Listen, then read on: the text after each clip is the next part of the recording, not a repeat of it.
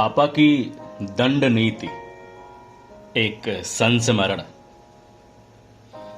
शुक्र है कि इस दुनिया में आज भी जिंदगी की कोई किताब नहीं है। अगर होती तो उसको भी लोग रट कर जहां मन तहां जिसके मन तिसके सामने बस अपना भौकाल ही टाइट करने में सदा लगे रहते। पढ़ाई लिखाई का इस्तेमाल हाँकने और शो ऑफ करने के सिवाय किसी और चीज में कहां कोई आमतौर से करता है। आदमी हर चीज से अच्छी चीज का भी बस बुरे से बुरा उपयोग करने में अक्सर माहिर दिखता है। जो भी थोड़ा सा पढ़ लिख जाता है वो अलग ही टसन में रहने लगता है। जो बेचारे पढ़े लिखे नहीं होते उनको वो कीड़ा मकोड़ा समझने लगता है। अगर पढ़ाई लिखाई करके भी कोई इस तरह से ही बिहेव करने लगे तो समझिए कि इससे बेहतर तो यही है कि कोई बेपढ़ा लिखा ही रहे। कम से कम किसी को नीची निगाह से देखेगा तो नहीं। कम से कम वो आदमी को आदमी तो समझता है। बेपढ़ा लिखा आदमी जमीन पर चलता है। पढ़ लिख कर लाट साहब बनकर फुदक फुदक कर आसमान में उड़ने लगता है। अनपढ़ आदमियों के भी तो सैकड़ों गुण होते हैं और पढ़े लिखे आदमियों में भी हजार कमियां। मगर पढ़ने लिखने को इतना ज्यादा फिजूल में तवज्जो दे दिया जाता है कि बेपढ़ा लिखा अच्छा आदमी भी उसके सामने गौर समझा जाता है और लूट खसूट कर पढ़े लिखे बेईमान आदमी को भी सम्मान मिलता है। अजीब सी एक दुनिया हम सबने मिलकर बना रखी है। संस्कृत में एक श्लोक है जो सबने सुना है, विद्या ददाति विनयम। मतलब कि असली शिक्षा दीक्षा वही होती है जिससे कि आदमी विनम्र हो जाता है। मगर यह सब सुनने में बहुत अच्छा लगता है और कह सकते हैं कि सबने बस सुना ही है, किसी ने कभी देखा नहीं है। आजकल किस स्कूल में वो शिक्षा दी जाती है जिससे कि बच्चा विनम्र हो जाए? है कोई स्कूल कहीं पर? कोई शिक्षण संस्थान कहीं पर? स्कूलों में आज जो भी शिक्षा दीक्षा मिलती है उससे किसी का सचमुच में कोई भला होता हुआ कहीं पर दिखाई देता है? अब नौकरी पा जाने मात्र को तो किसी का भला होना कहिएगा मत। व्यक्ति का भला होना तो कुछ और ही बात होती है। जब तक जीवन में मूल्य न पैदा हो, जब तक जीवन में संस्कार न पैदा हो, जब तक आदमी का जीवन आंतरिक समृद्धि से लबालब भर न जाता हो, तब तक आदमी उस आंतरिक समृद्धि को दूसरों तक पहुंचाने में काबिल न हो जाता हो, तब तक कैसी शिक्षा और कैसा शिक्षा से होने वाला भला, तब तक तो वास्तव में सारी शिक्षा की बातें व्यर्थ ही होती हैं। आज कौन सा विद्यार्थी है जो हमारे स्कूलों से निकलकर विनयशील और विनम्र होता है? मुझे तो आज तक कोई ऐसा विद्यार्थी अभी तक नजर नहीं आया है।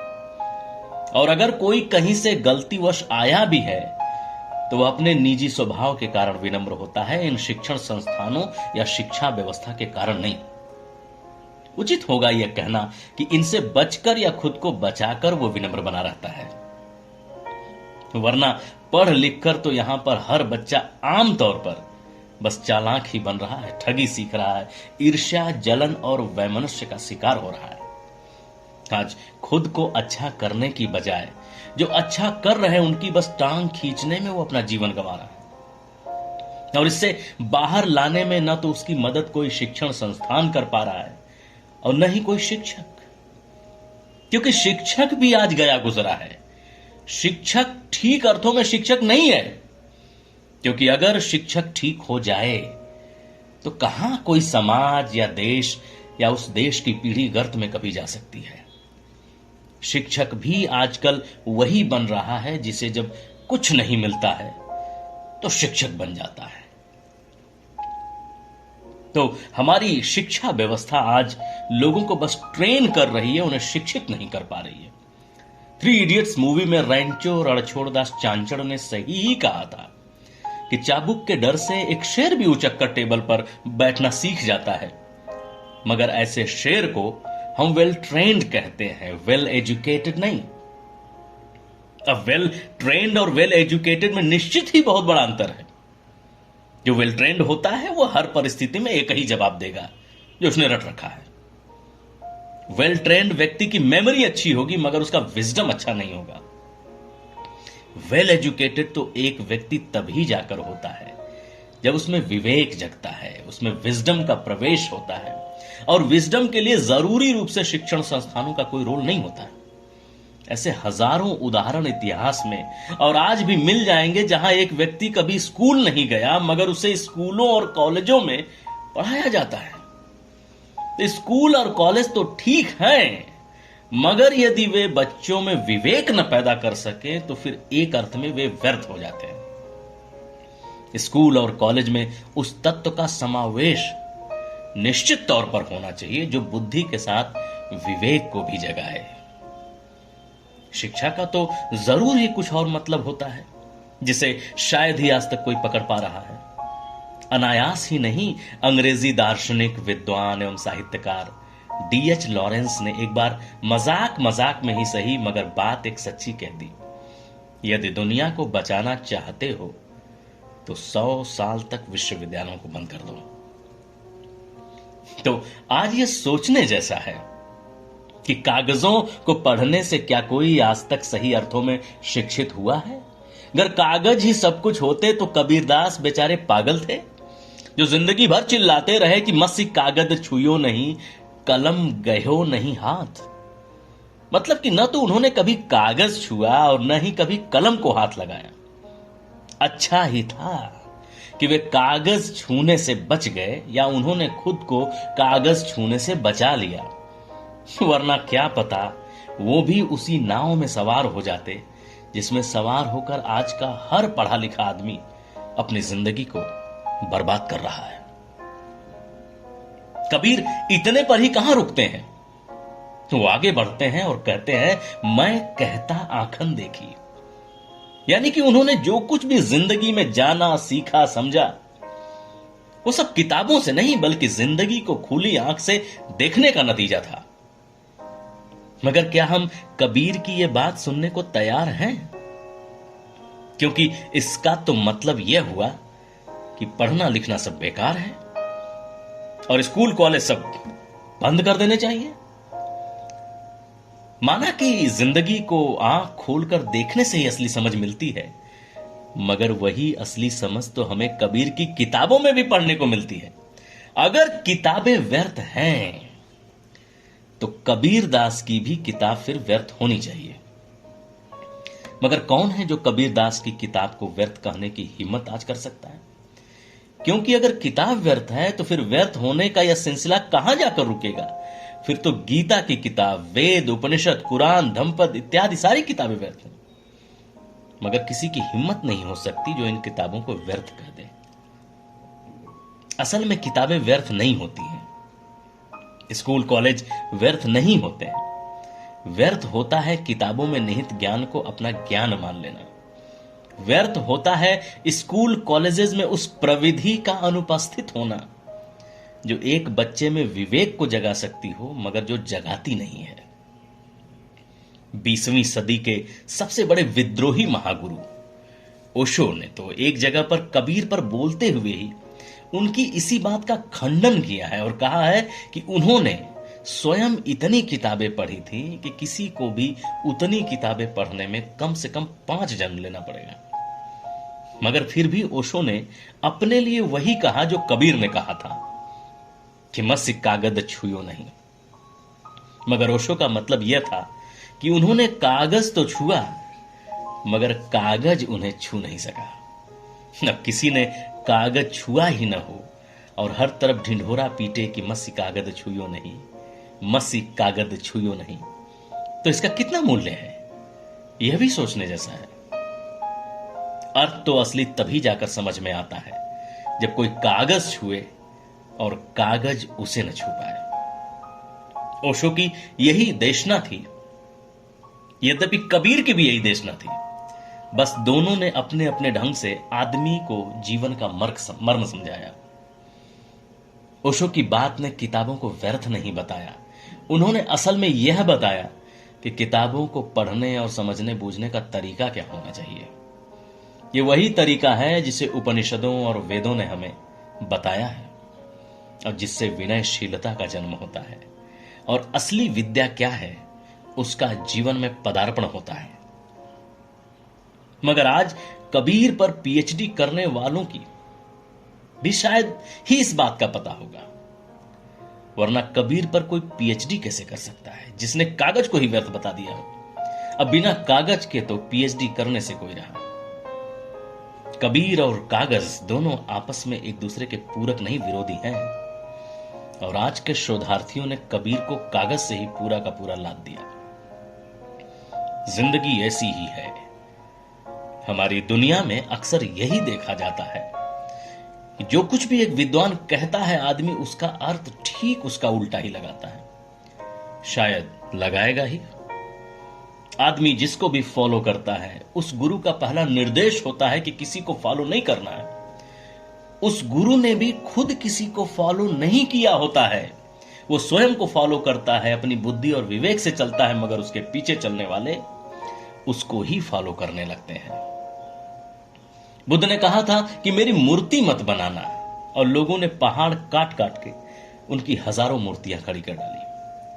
अंबेडकर ने हीरो वर्शिप के लिए मना किया था, और आज उनसे ज्यादा शायद ही किसी की हीरो वर्शिप होती हो।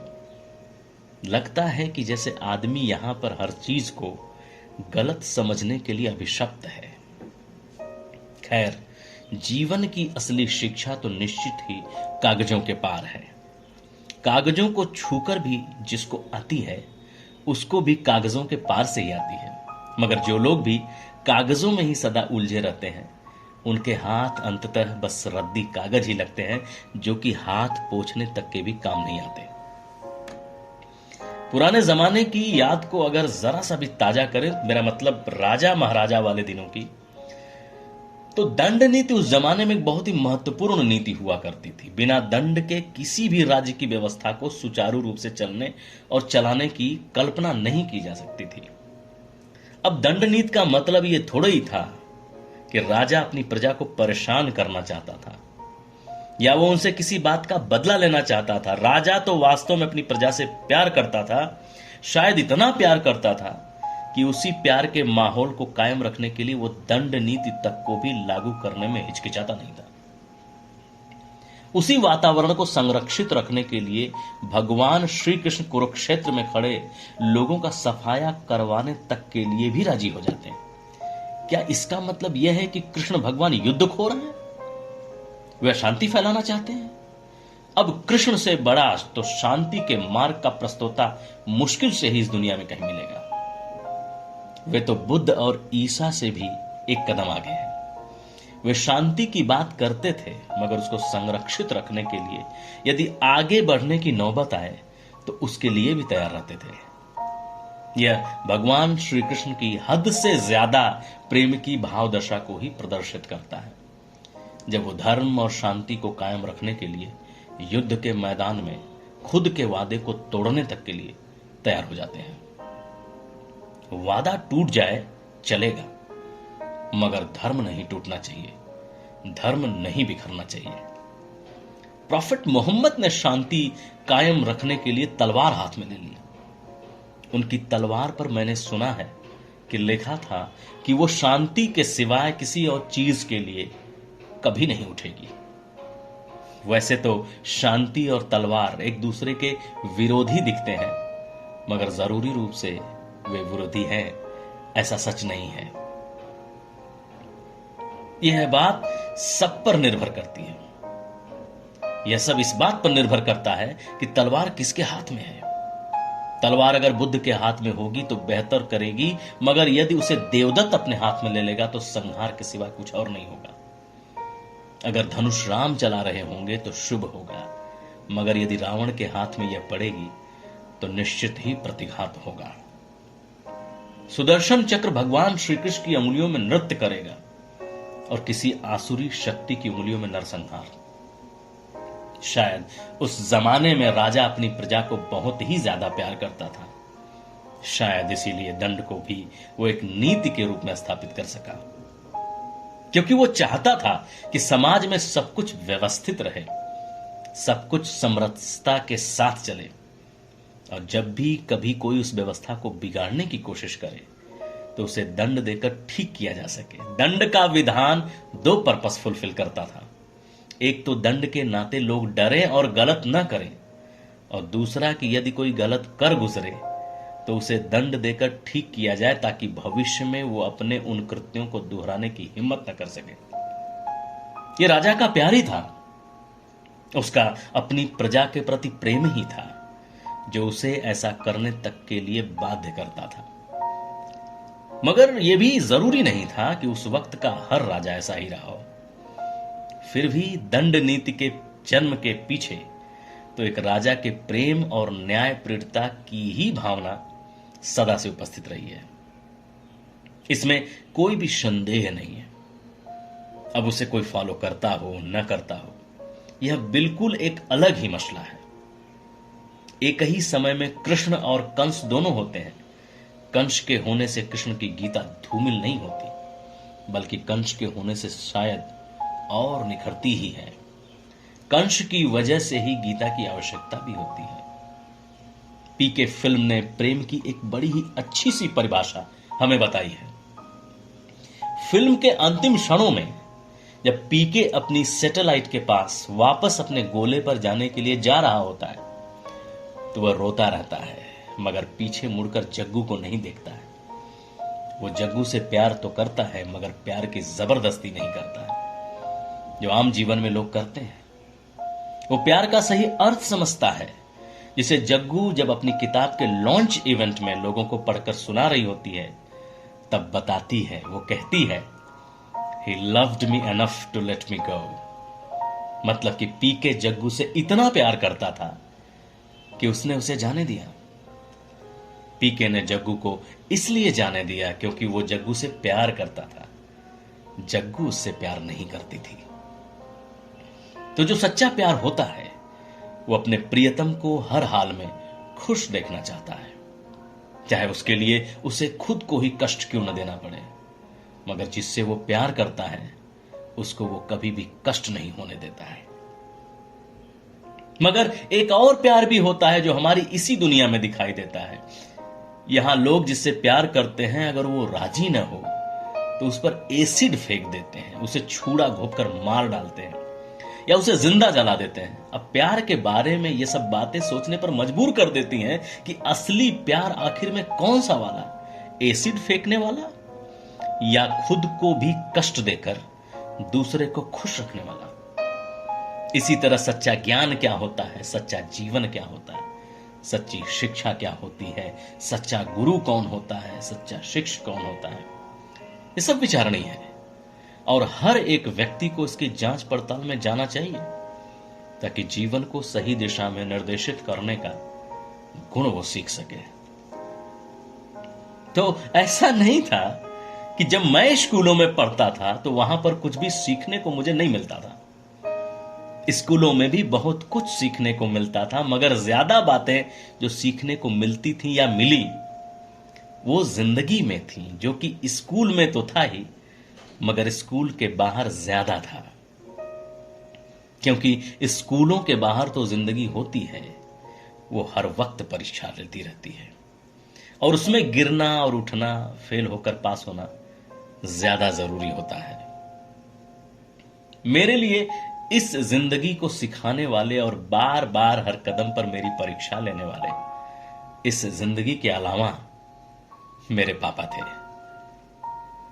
क्योंकि उस वक्त तो मैं बहुत छोटा था, इतना कहां समझ में आ सकता था कि जिंदगी हर रोज हर क्षण परीक्षा ले रही है। ये फलसफा तो बहुत बाद में किसी को जाकर समझ में आता है और वह भी सबको कहां समझ में आता है। जब जिंदगी ही पिता बन जाती है, जब जिंदगी ही गुरु बन जाती है, जब जिंदगी में जिंदगी के सिवाय किसी और की कोई जरूरत नहीं रह जाती है, तो ये पापा ही थे जो कदम कदम पर मुझे जिंदगी का पाठ पढ़ा रहे थे, मुझे जिंदगी सिखा रहे थे। सिखाने की उस प्रक्रिया में उनके पास जो हथियार था वो वही था बाबा आदम के जमाने का दंड विधान। मगर वही बात है कि दंड विधान किसके हाथ में है, यह सब उस पर निर्भर करता है। दंड नीति का अपना एक फायदा भी है और नुकसान भी। दुनिया में कोई भी ऐसी चीज नहीं है जिसका अगर फायदा हो तो नुकसान न हो, या जिसका कोई अगर नुकसान हो तो कोई फायदा न हो। दंड नीति से थोड़ा बहुत असर तो पड़ता ही है, मगर थोड़ा बहुत ही पड़ता है, क्योंकि कुटाते कुटाते तो कई बार एक बच्चा थेथर हो जाता है। उसको ऐसा लगने लगता है कि चल यार, दो चार झापड़ ही तो मारेंगे, बाकी तो अपना काम हो जाएगा। मैं भी धीरे धीरे इसी कैटेगरी में पहुंचता चला गया, क्योंकि मैं भी बहुत बार यह सोचता था कि जो चाहते हो वो कर लो, पिटाएंगे तो पिटाएंगे, मगर अपना काम तो पूरा हो जाएगा, अपनी मुराद तो पूरी हो जाएगी। दंड नीति का अगर कोई फायदा है तो कभी कभी नुकसान भी होता है। दंड देने की कला यदि न आती हो तो बच्चा बड़ा होकर बदला लेता है, प्रतिशोध करता है। कई बार यह बदला लेना अचेतन भी हो जाता है। बच्चा बड़ा होकर बड़े बूढ़ों को परेशान करता है, मगर स्वयं ही नहीं जानता कि वो ऐसा क्यों कर रहा है। बड़े बूढ़े परेशान होते हैं, मगर वे भी नहीं समझ पाते कि वे क्यों ये दंड झेल रहे हैं। इसलिए दंड यदि ठीक से दिया गया हो तो वह प्रेम के सेतु को और ज्यादा मजबूत करता है, वरना प्रेम के सेतु सदा सदा के लिए तोड़ जाता है। मगर यह बहुत कठिन मामला है, क्योंकि आमतौर से लोगों को दंड देने की कला आती नहीं है। इसलिए प्रायः ऐसा देखा जाता है कि हर व्यक्ति को उसके बुढ़ापे में उसके बच्चे ही परेशान करते हैं, और वो समझ नहीं पाता है कि उसके साथ उसके बच्चे ऐसा क्यों करते हैं। उसने तो जिंदगी भर अपने बच्चों के लिए काम किया, सदा उनके अच्छे के बारे में ही सोचा, मगर उसके बच्चे हैं कि उसे परेशान किए जा रहे। वो ये जान ही नहीं पाता कि उसके दंड देने की नीति में जरूर कमी रह गई। वह प्रेम के सेतु को मजबूत करने की बजाय उसे धराशाही कर गया। खैर, दंड और प्रेम की मैं इतनी बातें इसीलिए यहां पर कर रहा हूं क्योंकि दंड तो मुझे भी खूब मिलता रहा, मगर अच्छा यही रहा कि दंड देने वाला व्यक्ति अपने आप में एक प्रेम का सागर था। यदि दंड प्रेम से रिक्त जगह से मिला होता तो अनिवार्य रूपेण वह प्रतिशोध में बदल गया होता, और उससे बचने का फिर कोई उपाय नहीं रहता, न मेरे पास न मेरे पिता के पास। मगर भाग्यवश मेरे साथ ऐसा नहीं हुआ। तो मुझे जो कुछ भी सीखने को मिला या मुझे सिखाया गया, उसके हर मोड़ पर दंड का विधान सदा ही सम्मिलित रहा, मगर उसके पीछे सद्मार्ग और सद्भावना भी सदा ही मौजूद रही। एक बार की बात है, मैं गेहूं लेकर दुकान से साइकिल पर घर वापस आ रहा था। घर मतलब वही एक कमरा जो पोखरे वाले घर में पापा ने किराए पर लिया था। उस पोखरे वाले बड़े से घर में एक बड़ा सा गेट लगा था। गेट के दो भाग थे, मगर वे कभी कभी ही खुलते थे। जब भी कोई बड़ी चीज लानी या ले जानी होती थी, बस तभी उसको खोला जाता था। रोजाना के लिए तो एक दूसरा छोटा गेट होता था जो गेट के दाईं ओर वाले भाग में लगा हुआ था। पैदल या साइकिल से आने जाने के लिए उसी छोटे वाले गेट का प्रयोग होता था।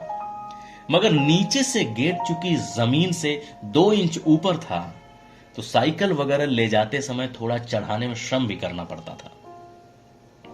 और जब सायंकाल का साइकिल का पिछला पहिया उतरता था तो एक झटका भी लगता था।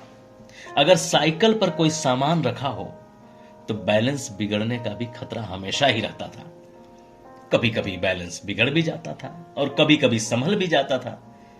सब समय समय की बात थी।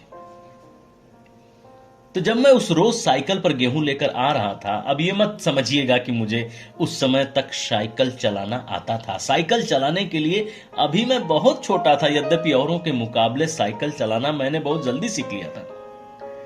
वो क्या था कि मुझे हर काम में बहुत जल्दी रहती है, आज भी रहती है। जो पेशेंस वगैरह मुझ में दिखाई देता है वो सब एक नाटक है। अंदर से तो मैं हर चीज को बहुत ही जल्दी पाने के लिए लालायित रहता हूं। उन दिनों जहां भी जाता था मैं साइकिल को पैदल ही पैदल लेकर चलता था। कैंची भी तब तक जो नहीं सीख पाया था मैं। अब गेहूं वगैरह लाना हो तो पैदल पैदल भी साइकिल पर लाया ही जा सकता है, तो मैं वही करता था। उस रोज मेरी साइकिल के पीछे गेहूं बंधा था और गेट के अंदर घुसते वक्त वही हुआ जो कभी कभी सबके साथ होता था, बैलेंस का बिगड़ जाना। और जब भी कभी बैलेंस बिगड़ता है तो हैंडल बहुत हल्का हो जाता है। कहीं न कहीं पीछे के कैरियर पर रखी चीज अपने भार का कमाल दिखाने लगती है और हैंडल को अपने हिसाब से हवा में नचाने लगती है। ठीक यही हुआ भी। गेहूं का भार पीछे साइकिल के कैरियर पर बहुत ज्यादा पड़ने लगा और हैंडल एकदम से हल्का हो गया। लप झप कभी बाएं तो लप झप कभी दाएं उड़ जाने लगा और मैं भी उसी के साथ कभी बाएं तो कभी दाएं दोनों ओर बौड़ी आने लगा। और फिर अचानक धड़ाम से साइकिल गिर पड़ी और मैं एक तरफ और गेहूं और साइकिल दूसरी तरफ। साइकिल गिरी तो गिरी, उसका चैन भी साथ में उतर गया और पिछला पहिया भी गिरने के बाद जोर से घूमने लगा। मैं जमीन पर बैठे बैठे उस घूमते हुए पहिए को भक्क होकर देख रहा था। वो पहिया चिरचिर चिरचिर की आवाजें तेजी से कर रहा था। पूरी साइकिल एक ही पैडल पर टिकी हुई गिरी पड़ी थी। सामने का पहिया हवा में घूमा हुआ ऊपर की ओर उठा था और पीछे का कैरियर जमीन से लग गया था और उस पर रखा गेहूं का बोरा नीचे की ओर लरक गया था। मगर जैसे ही मेरी नजर गेहूं पर पड़ी तो मैंने देखा कि जिस बोरे में गेहूं रखकर साइकिल के कैरियर पर मैंने बांधा था उसका सिरा खुल गया है और ढेर सारे गेहूं के दाने बाहर सैर करने के लिए निकल चुके हैं।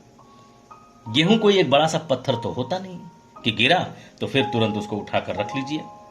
गेहूं असल में गेहूं के दानों को कहते हैं। तो गेहूं का कोई एक दाना तो था नहीं उस बोरे में, 1000 दाने थे और जो मौका देखते ही मेरे बिना इजाजत के तुरंत ही सैर करने के लिए दूर तक निकल गए। साइकिल जहां गिरी थी वहां कोई पक्का फर्श नहीं था। वहां आगे से एक नाली भी शुरू होती थी और बरामदे और नाली के बीच जो पेडेस्ट्रियन था वो भी पक्का नहीं था। यह सब ईंट से बना हुआ था। अगर पक्के फर्श पर गेहूं गिरा होता तो उसे वापस बटोरने में बहुत आसानी होती, मगर ईंट और नाली तक सैर करने गए गेहूं को वापस बुलाना उस दिन का सबसे कठिन काम था। मगर गेहूं के गिरते ही मुझे पहला ख्याल न तो खुद के गिरने का आया, न ही साइकिल के गिरने का आया और न ही गेहूं के बिखर जाने का आया। मुझे सबसे पहला ख्याल जो आया वो था दंड विधान का, कि आज तो भाई मेरे भाग्य में कुछ न कुछ सेवा जरूर लिखी है। सेवा बहुत मिलती भी थी मुझे, सेवा के लायक जो हमेशा काम भी किया करता था। मेरा दिल सदा ही सहमा सहमा सा रहता था।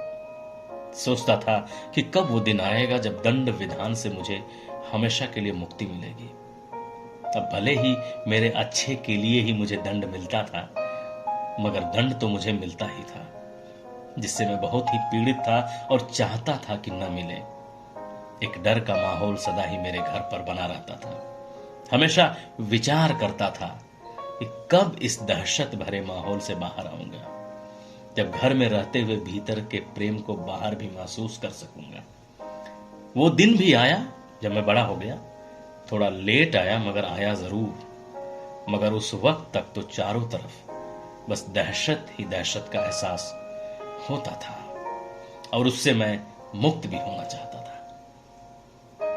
मेरी साइकिल को गिरा देखकर कुछ लोग मुझे उठाने आ गए, मगर गेहूं उठाने के टाइम पर सब नदारद हो गया। मैं अकेले ही गेहूं उठा रहा था और फिर सब सारे दाने बटोर कर एक जगह कर लिए मैंने जब, तब बोरे के मुंह को बांधकर वापस साइकिल पर उसे रख दिया। यह सब मेरे लिए अकेले करना बहुत ही कठिन काम था। पहले तो किसी तरह मैंने साइकिल की चैन चढ़ाई। चैन भी साइकिल की गजब की होती है। पीछे से चढ़ाओ तो आगे से निकल जाती है, आगे से चढ़ाओ तो पीछे से निकल जाती है। आगे पीछे दोनों पर एक साथ ध्यान देने पर ही साइकिल का चैन कोई चढ़ा पाता है, वरना इधर से उधर और उधर से इधर बस नजरों की दौड़ में ही मारा मारा फिरता है।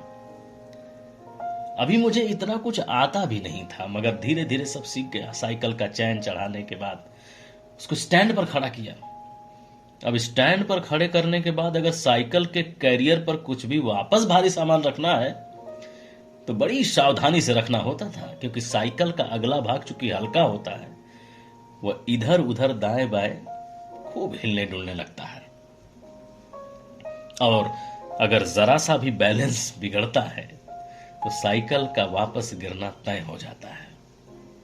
मगर अभी तुरंत ही तो गेहूं को वापस साइकिल पर रखने का सवाल ही नहीं था। अभी गेहूं के ढेर सारे दाने जो सैर करने चले गए थे, पहले उनको वापस बुलाना था, बोरे में डालना था, तब कहीं जाकर बोरे को वापस साइकिल पर मैं चढ़ा सकता था।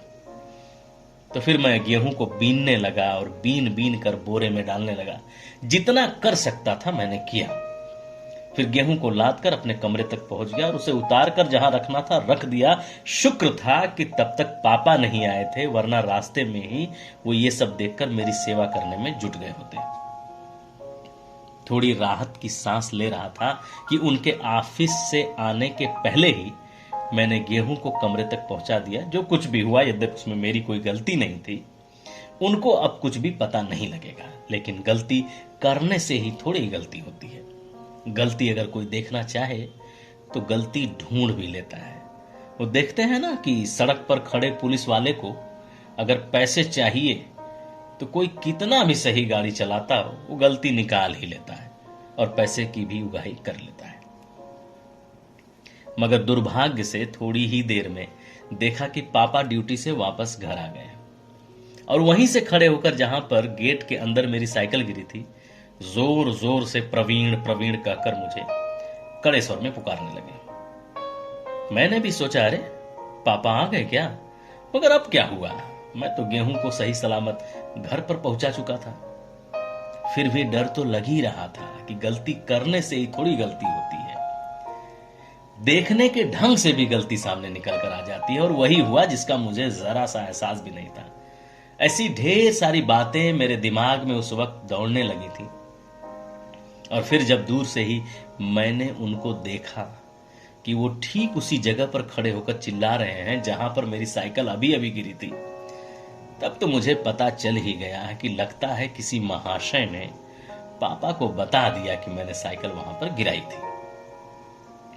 जैसे लगता हो कि कोई जानबूझकर ऐसा करता है। मगर जब लोगों को शिकायत करनी होती है तो वे ऐसे थोड़ी ही कहते हैं कि उसने जानबूझकर साइकिल नहीं गिराई थी, क्योंकि ऐसे कहेंगे तो शिकायत तो हो ही नहीं पाएगी।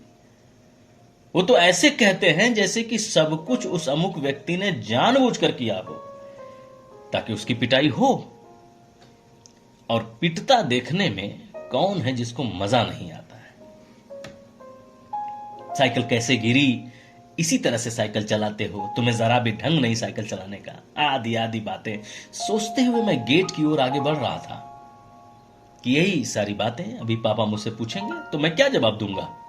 इन्हीं ख्यालों में खोया खोया कब गेट तक पहुंच गया मुझे पता ही नहीं चला। पता तब चला जब सिर पर कस के एक झापड़ पड़ा और पापा की आवाज सुनाई दी जो मुझसे कह रहे थे, अन्न का अपमान करते हो? पता है तुम्हें कि अन्न का अपमान यदि करोगे तो एक दिन अन्न भी तुम्हारा अपमान करेगा। और जब अन्न अपमान करता है तब जीना मुश्किल हो जाता है। कैसे कैसे आदमी अन्न जुटाता है और अपना और अपनों का पेट पालता है, तुम्हें कुछ भी पता है? कितनी मुश्किल से यह सब होता है। जिस दिन खाने को नहीं मिलेगा उस दिन तुम्हें अन्न का मूल्य समझ में आ सकेगा। मगर मैं तो अभी तक कुछ और ही सोच रहा था। मैं सोच रहा था कि साइकिल के गिरने इत्यादि पर वो आज मुझे लेक्चर देंगे, मगर वो तो मुझे डांट रहे थे गेहूं के उन चंद दानों के लिए जिन्हें मैं नहीं उठा सका था, यद्यपि जिन्हें उठा पाना थोड़ा कठिन भी था। मैं उन्हें इसलिए नहीं उठा पाया था क्योंकि वो ईंट का फर्श था और गेहूं के दाने उसके बीच बीच के गड्ढों में चले गए थे। कुछ दाने तो बगल की नाली में भी सरक गए थे। लेकिन इसका मतलब यह भी नहीं था कि मुझे गेहूं के उन एक एक दानों का मोल पता था जो पापा मुझे उस वक्त बता रहे थे या जिसके लिए वो मुझे डांट रहे थे। उसका मर्म और धर्म का तो मुझे बिल्कुल भी कुछ पता नहीं था। मैंने तो बस ऐसे ही जितना दाना उठा सकता था उठा लिया, बाकी जो नहीं उठा सकता था उसे वहीं पर छोड़ दिया। इतनी बड़ी बात वो मुझे लगी ही नहीं। बाद में उन्होंने मुझसे गेहूं के एक एक दाने को बिनवाया, एक भी दाना कहीं पर भी जमीन पर छूटने नहीं दिया। यहां तक कि नाली के अंदर से भी दाने बिनवाए। नाली जो कि बहुत गहरी नहीं थी, छोटी सी थी, और संभवतः उसमें उस वक्त पानी भी नहीं था। मगर मुझे पता है यदि पानी भी होता तब भी वो मुझसे पानी में से भी गेहूं बिनवाते। फिर अंत में जब मैंने सारा दाना बीन लिया तब उन्होंने मुझसे कहा, अन्न का कभी भी अपमान मत करना। अन्न बहुत भाग्य से किसी को नसीब होता है। और फिर इतना कहते हुए कमरे की ओर चले गए। बाद में इस बात को मैंने बड़े बड़े शास्त्रों में पढ़ा जो उन्होंने उस दिन मुझसे कही थी। मेरे पापा कोई शास्त्र ज्ञाता नहीं थे, मगर जीवन ज्ञाता वे जरूर थे।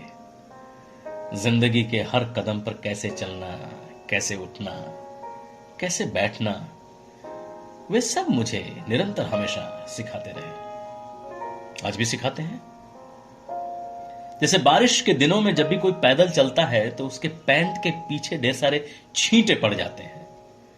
तो पापा ने सिखाया कि बारिश के दिनों में कभी भी लंबे कदम नहीं चलने चाहिए। लंबे कदम चलने से एक तो फिसलने का डर होता है और दूसरा गिरने का। छोटे छोटे कदमों को बढ़ाने से फिसलने से बचा जा सकता है। और उन्होंने बताया कि हमेशा पैर के पीछे के भाग को यानी एड़ी को दबाकर चलना चाहिए। एड़ी दबाकर चलने के दो फायदे होते हैं। एक तो आदमी का फिसलना नहीं है, फिसलता नहीं है, और दूसरा पीछे से एक भी छींटा उसकी पैंट पर नहीं पड़ता है। वैसे मैंने पापा के पैंट पर कभी भी गीली मिट्टी के कभी छींटे नहीं देखे। जो वो सिखाते थे उसे वो खुद भी अपनी जिंदगी में फॉलो किया करते थे। पापा ने और सिखाया कि खाना खाते वक्त कभी भी किसी रोटी, सलाद या किसी भी भोजन सामग्री को दाहिने हाथ से नहीं उठाना चाहिए। उसके लिए हमेशा बाएं हाथ का प्रयोग करना चाहिए, क्योंकि दाहिने हाथ से तो हम खाना खा रहे होते हैं, और अगर उसी हाथ से हम कुछ भी उठाएंगे तो हम जो भी उठाएंगे वह जूठा हो जाएगा, और यह एक बहुत ही अशोभनीय कृत्य लोगों की नजर में लगेगा। अगर कई लोग एक ही जगह पर बैठकर खाना खा रहे हो तो कभी भूल कर भी वहां पर बैठे बैठे ही अपनी थाली में हाथ नहीं धुलना चाहिए, क्योंकि हाथ धुलने पर पानी के छींटे निकलते हैं जो आसपास के लोगों की थाली में जाने लगते हैं। पापा आज भी जब भी खाना खाते हैं तो वो खाने का पहला कौर अपने माथे से लगाने के बाद ही खाते हैं। मुझे नहीं पता कि उन्होंने यह कहां से सीखा, लेकिन मैंने तो यह उनसे ही सीखा है। ये पहले कौर को नमस्कार करना वही है जो हमारी पुरानी किताबें बताती हैं कि अन्न ब्रह्म होता है, उसका आदर करना चाहिए। इसलिए शायद खाने के पहले निवाले को वो नमस्कार करके खाना खाते थे। एक बार मैं बड़ा होने पर बाइक से घर से निकला। अभी घर से थोड़ी दूर पर ही था कि एक ट्रैक्टर सामने आ गया जो एक ट्रॉली लेकर जा रहा था। ट्रॉली मिट्टी से भरी थी, गर्मी का दिन था, तो ट्रॉली के पीछे से धूल खूब उड़ रही थी, जिसको देखते ही मैंने बाइक में ब्रेक लगा के धीमा कर लिया, और जब ट्रैक्टर थोड़ी दूर निकल गया फिर चलना शुरू किया। ये पापा ने नहीं सिखाया था कि जब कभी ट्रैक्टर मिल जाए, धूल उड़ाए, तो थोड़ी देर को रुक जाना, और जब वो दूर निकल जाए तब आगे बढ़ना। मगर कोई व्यक्ति जिंदगी की एक एक चीज को थोड़ा ही सिखाता है, वास्तव में वो सीखने की कला सिखाता है, विवेक को विकसित करता है, और फिर उसको अप्लाई कर करके जिंदगी में आगे बढ़ना होता है। तो उस वक्त मुझे यही समझ में आया कि थोड़ी देर को रुक कर चलना चाहिए, सो मैंने वैसा ही किया। जब घर वापस आया तो पापा ने मेरे इस काम की खूब प्रशंसा की। यानी कि जब मैं घर में होता था तब तो उनकी नजर मुझ पर रहती ही थी, मगर जब कभी घर के बाहर जाता था तब भी उनकी नजर मुझ पर ही बनी रहती थी। उस रोज जब मैं घर से निकला तो वे गेट पर खड़े होकर तब तक मुझे देख रहे थे जब तक कि मैं उनकी आंखों से ओझल नहीं हो गया। और आंखों से ओझल होने के पहले यह घटना घटी जिसको उन्होंने देख लिया था, और वापस आने पर जिसकी उन्होंने भरपूर तारीफ की और मेरे निर्णय को बुद्धिमानी से भरा बताया। पापा अगर गड़बड़ होने पर मेरी सेवा करते थे तो सही होने पर वे मेवा भी मुझे खिलाते थे। ऐसे सैकड़ों इंसिडेंट्स हैं मेरी लाइफ में जब पापा मुझे दंड तो देते रहे मगर साथ में जिंदगी को जीने और समझने का सलीका भी देते रहे। दंड के दंश को मैं छोड़ता गया और जिंदगी की सिखावन को पकड़ता गया।